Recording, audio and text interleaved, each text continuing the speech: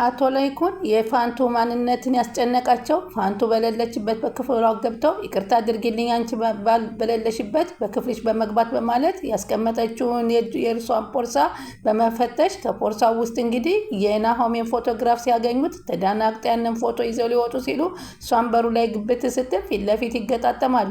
እኔ በሌለሁበት በክላስ የምን ልታደርግ ነው የገባኸው ስትለው ያየውን ፎቶ ሲያሳያት በጣም ነው የደነገጠችው። እንግዲህ እትዬ ፋንቱ የልጇን ፎቶ የናሆሜን ደብቃ ዘወትር በናፈቃት ሰዓት ፎቶውን አቅፋ እየሳመች እንደተቀመጠች ነው። ሆኖም ግን አቶ ለይኩን ይህችን ሰው የት ነው የማውቃት፣ ምንድናት፣ ማናት የሚለው ጥያቄ ሁልጊዜ በአእምሯቸው ላይ ይመላለሳል። ቢሆንም ግን እስኪ ከዛ ነቅለ ተከላውን አድርገው ከተመለሱ በኋላ በትክክል እስኪ ማንነቷን እንጠይቃታለን በማለት ነበር ያለፉት። ግን እሷ ቢጠይቋትም ማንነቷን ለመናገር በፍጹም አልፈለገችም። በዚህን ጊዜ ይሄንን ባደርግ ይመረጣል ብለው እስኪገቡ የናሆሜን የልጅነትን ፎቶ ይዘው በማገኘታቸው የናሆሜ እናት ትሆናለች የሚለውን ጥርጣሬ በጣም አሳረፈባቸው። ሁላቸውም በድንጋጤ የተደናገጡ። እንግዲህ ናሆም አባዬ ይለዋል።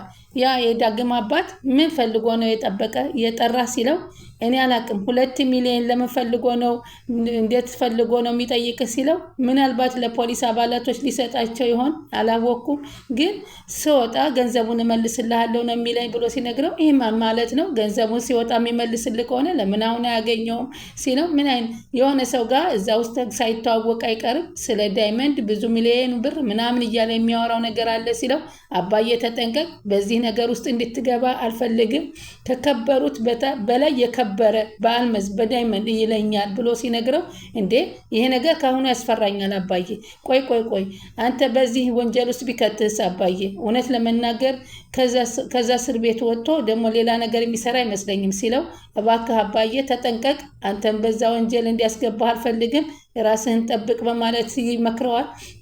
በእርግጥ አንተም ትክክል ልትሆን ትችላለህ ናሆሜ፣ ዳዲ በፍጹም የነገር አላማረኝም አለው።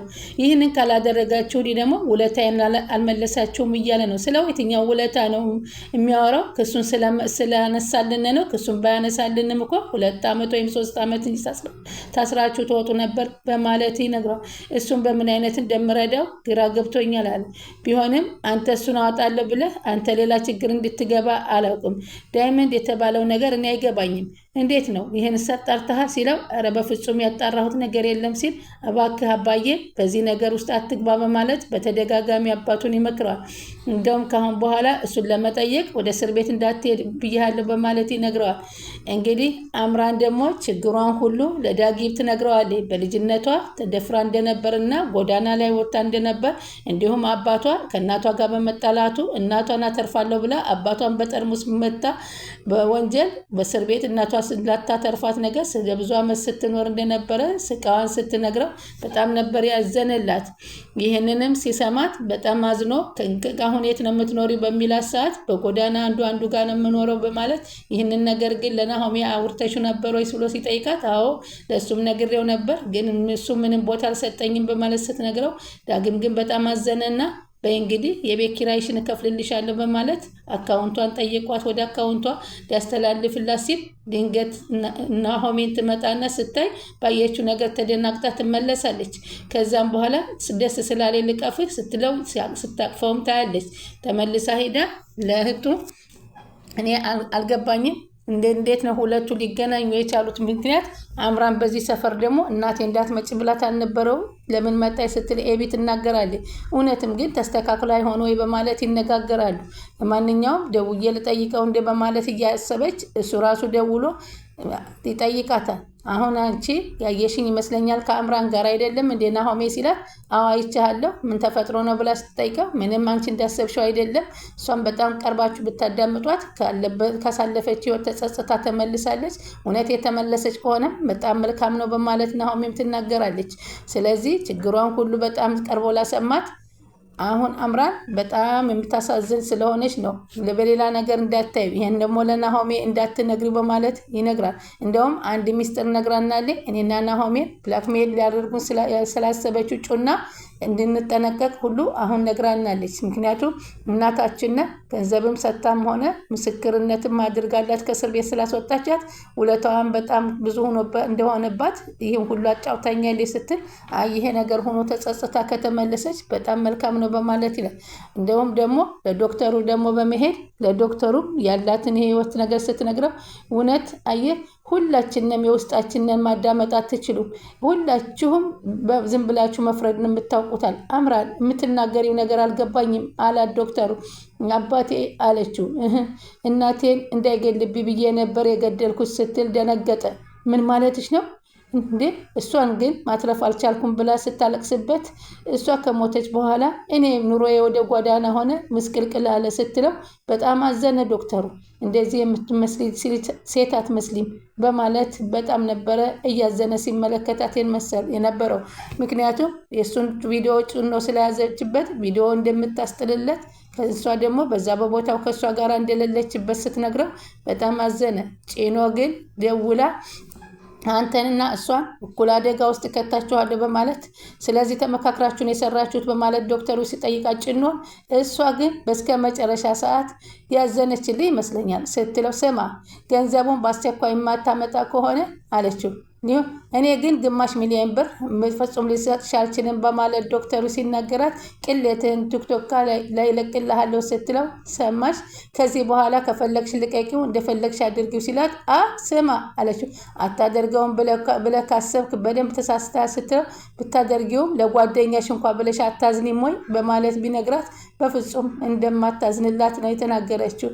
ስለዚህ ከራስ በላይ ለአምራን እያዘንክላት ነው በማለት ስትናገረዋለች።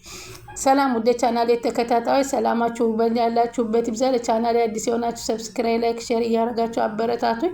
ኑሃሚን ቀጣይ ፓርቲ ይዘንላችሁ መጥተናል። በዚህ ፓርቲ እንግዲህ እትዬ ፋንቱ የደብቃ ላይ የልጇን ፎቶ ሲያየች እያለቀሰች የነበረውን ያን ነገር ይሄን ነገር ማወቅ አለብኝ ብለው አቶ ላይኩ ወደ ክፍሏ በሌለችበት ገብተው በሌለሽበት በመግባት ይቅርታ ብለው ፖርሳዋን ፈትሸው ከፖርሳዋ ውስጥ በማግኘት እንግዲህ ያንን ይዘው ሲወጡ እሷ ደግሞ ድንገት ከፊታቸው ላይ ግጥምጥም ብላባቸዋለች። በዚህን ጊዜ በጣም አዘነች። ምንድነው ማንነትሽን እኮ ለማወቅ ፈልጌ ነው ብለው አሏት። እሷም ኤርሚያስም ኤቢን ለመጠየቅ አበባ ይዞላን መጣና አበባውን አሽትታ በጣም ተደሰተችና ብቻ አንቺ ህመምሽን ዳኝልኝ እንጂ እኔ አንቺ ነኝ በማለት ቃል ይገባላታል። አይገርምህም? በጣም መቀየርህ ለሚቻል ባለውለታችን የታለች ብሎ ሲጠይቅ ማናት ባለውለታችን ሲል ፋንቱ ናታ ሲሉ ድንገት ወይዘሮ ፋንቱ ግብት ይላሉ። ሰላም እትዬ ፋንቱ እያነሳንሽ መጣሽ አለ ኤርሚያስ። እንዴት ናችሁ? ምን ይፈልጋል? ቡና ሻሂ ስትላቸዋለች። ቅመም በጣም ናፍቃኛለች አለችው። ቅመም ደህና ነች አላት። ቤት ተከራይቼላቸው እዛ ተቀምጠዋል በማለት ይነግራታል። በዛን ጊዜ ተከራየህላቸው አንተ በጣም ጥሩ ልብ ያለ ሰው ነህ በማለት ይላሉ። ልጅ ከእናቱ ጋር ሲያድግ ነው ጥሩ በማለት ይናገራሉ። አሉ እንጂ አንዳንድ እናቶች ልጃቸውን ለማሳደግ አቅም የሌላቸው ጸጉራቸውን ደባብሰው ደግሞ ሳትዳብሳቸው ትልቅ የሚሆኑ ብላ አይኗን በእንባ ትጠርጋለች። ምክንያቱም ልጇን አስታውሳ ነው። በዚህን ጊዜ ምን ነው ለምንድን ነው የምታለቅሽው ብለው ስጠይቋት ቅመም ናፍቃኝ ነው አለ ፋንቱሽ። አለ ደግሞ ኤቢ ምን ሆነሽ ነው ግን አለች። ቅመም ናፍቃኛለች አልኩሽ እኮ በማለት በቅመም ነበር ያመካኘችው። ኤቢዬ ቡና ትፈልጋለች ወይንስ መክሰስ ላዘጋጅላችሁ ስትላት አይ አለ ኤርሚያስ አሁን ሁሉን ነገር ቅርብ ሰዓት አድርጌ ነው የመጣሁት በማለት ኤቢዬ ጋር የተጫወታችሁ ቡና ባፈላላችሁ ደስ ይለኛል። ግን ምን ሆነሽ ነው ኤቢዬ? ኤቢ ደግሞ ፋንቱዬ ምን ሆነሽ ነው ግን ኧረ እባክሽ ተይ ንገሪኝ ስትላት ኧረ ምንም አልሆንኩም ቡና ካላፈላሁላችሁ እናንተ ተጫወቱ በማለት ትሄዳለች። ኤቢ ግን ፋንቱ ምን ሆና ነው በማለት ኤርሚያስ ይጠይቃታል። ብዙ ጊዜ ሳያት ፊቷ በሀዘን የተሞላ ነው። አይፈታም በጣም ምስኪን ሰውና ስትል ትነግረዋለች። በውስጥ የያዘችውን ብዙ ሚስጥር አላት ግን ልታወጣው አትፈልግም አለችው። በጣም ምስኪና ስትለው ስላለፈ ህይወቷ የምታውቁት ነገር የለም ሲል ኤርሚያስ ይጠይቃል። ምናልባት ሲል ስለ ራሷ ብዙ ማውራት አትፈልግም ግን አባዬ እና እሷ የሆነ ሚስጥር አላቸው ስትል ትነግረዋል። ይህም ሚስጥር ሲል በቃ ይህን እንለፈው ሲል አዎ ትክክል ነሽ፣ እውነትሽ ነው፣ መስመሬን አለፍኩ መሰል በማለት ነገሮችን ያስቀይሳሉ። ስለሌላ ነገር እናውራ በማለት ይናገራል። ስለ ሰርጉ ስለ ሚዜነቱ እናውራ በማለት በሰርጉና በሚዜነቱ ያወራሉ። ዳግም እንግዲህ ወንድሙ ጋራ ሂድና ትለዋለች ናሆሜ፣ ስለ ሰርጉ ስለ ሚዜ መረጣው ተነጋገሩ እንጂ በማለት ይናገረዋል። እሺ ብሎ ከወንድሙ ጋራ በመገናኘት ከናሆሜ ጋራ ከዛ ማውራት ይጀምራሉ። ከዛ አምራን ከዚህ በፊት የህይወት ታሪኳን ነግራት ታውቃለህ ወይ እንዴ አገኘሃት እንዴ ሲለው በአጋጣሚ ነገር ተገናኝተን ነበር በማለት ይነግረዋል። እሺ ከዛ ሲለው አዎ ነግራኝ ነበረ በልጅነቷ ተደፍራ እንዲሁም ደግሞ ያሳለፈቻቸውን ታሪክ ስትነግረኝ በጎዳና ላይ ሁና ምናምን ሲለው ይሄንም ላንተ ነገረችህ አለው። አዎ ነገረችኝ በማለት ይነግረዋል። ቢሆንም አለው ግን ያገናኘን አንድ ያልታሰበ ነገር ነው አለው። ምንድን ነው አልገባኝም አለው። ከዚህ በኋላ ስለ እሷ ልጅ ምንም ነገር መስማትና ማየት አልፈልግም አላልኩህም አለው። አይደለም አሁን አልተረዳኸኝም አለው ዳግም። የሆነች ልጅ እናንተን ብላክሜል ልታረጋችሁ ያሰበቻለች በማለት ነው። እችውም በዶክተሩ ላይ የፈጸመችውን በእኛ ላይ ልትፈጽምብን ስለሆነ አምራን ይሄን ነገር እየተከላከለችልን ነው ሲል ይነግረዋል። ስለምን ችግር ነው የምታወራኝ? እኔ ዶክተሩ የገጠመውን ችግር እያልኩ እኮ ነው አለው። ዶክተሩ ግን ምንድን ነው የገጠመው? ዶክተር ፋኑኤል እኮ አደጋ ላይ ነው አለው።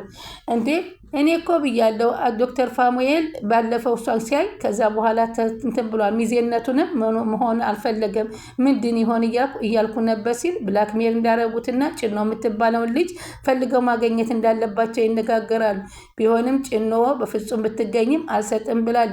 እንዲሁም የኤርሚያስ ሚስት የቅመም ልጅ እናት አግኝታትን ብታናግራትን በፍጹም አልሰጥሽም የፈለገ ይሁን በማለት እኔ እናንተ በሞቀ ቤታችሁ የተቀመጣችሁ እኔ ምን በልቼ ልኖር ነው በማለት ነበር የመለሰ የላቸው። እንግዲህ ኤርሚያስና ኤቢ ደግሞ ወክና ድርግ ብለው እዛው አካባቢ ወጥተው እየተማጸነችው ትገኛለች። እባክህ አንተ አሁን እንዲያገባት ይፈልጋል።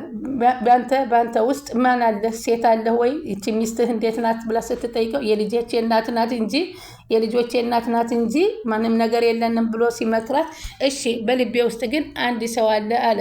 እኔ ግን ከዚህ በላይ አንቺን ላስጨንቅሽ አልፈልግም ሲል ይጠይቃል። ልታጨናንቀኝ አይደለም፣ እኔ አንተ ማጣት አልፈልግም። ምናልባት የዛን ጊዜ እንደዚህ ሁነህ አልነበረም፣ ግን አሁን አንቺና የኔ ግንኙነት ቤተሰቦችሽ ይፈልጉታል ሲል ግደለም አንተ በዚህ ማንነት ከጸና እኔ ቤተሰቦችን አሳምናለሁ አላት። እንግዲያስ ተጋብተን ልጆች እንወርዳለን፣ አንድ ብቻ አይደለም 4 ሲላት በጣም 3 4 እያሉ በጣም ተደሰቱ። ከዛም በላይ እንወልዳለን በማለት ሲላት እሷም በጣም ተደሰተች። ምክንያቱም ያችን ልጅ እናትን ተወዳት እንደው ብዬ ነው። እኔ ግን ከኦፕራሽኑ በኋላ ስመለስ አላማዬና ምኞቴ አንተን አግብቶ መኖር እንደሆነ ልገልጽልህ እፈልጋለሁ በማለት ኤቢ ስትገልጽለት ተቃቅፈው ይተሳሳማሉ። እንግዲህ ኤርሚያስን የቀየረ አምላክ እንግዲህ አምራን መቀየር ያቅተዋል እንዴ ሲል ዳግም ለናሆሜ ይነግረዋል። እሱስ ትክክል ነህ እውነት ተቀይራ ከሆነ በማለት ይለዋል። እንግዲህ ውድ ተመልካቾቼ በአሁኑ እንግዲህ ያለው የፋንቱ ማንነቷ ግልጽ በግልጽ ሆኖ በመውጣቱ እንግዲህ አሁን ከዚህ በኋላ አቶ ለይኩንና ፋንቱ ጉዳዩን በምን አይነት መንገድ ይፈቱታል ወይንስ ቤተሰቡስ እንዴት ያየዋል የሚለው በጣም አሳሳቢ ነገር እየሆነ ነው። እሷም ዘወትር እሱን እያየች ከማልቀስ ልጅነት ይነገሬ በማለት ቁርጡን እየተናገረች ትገኛለች።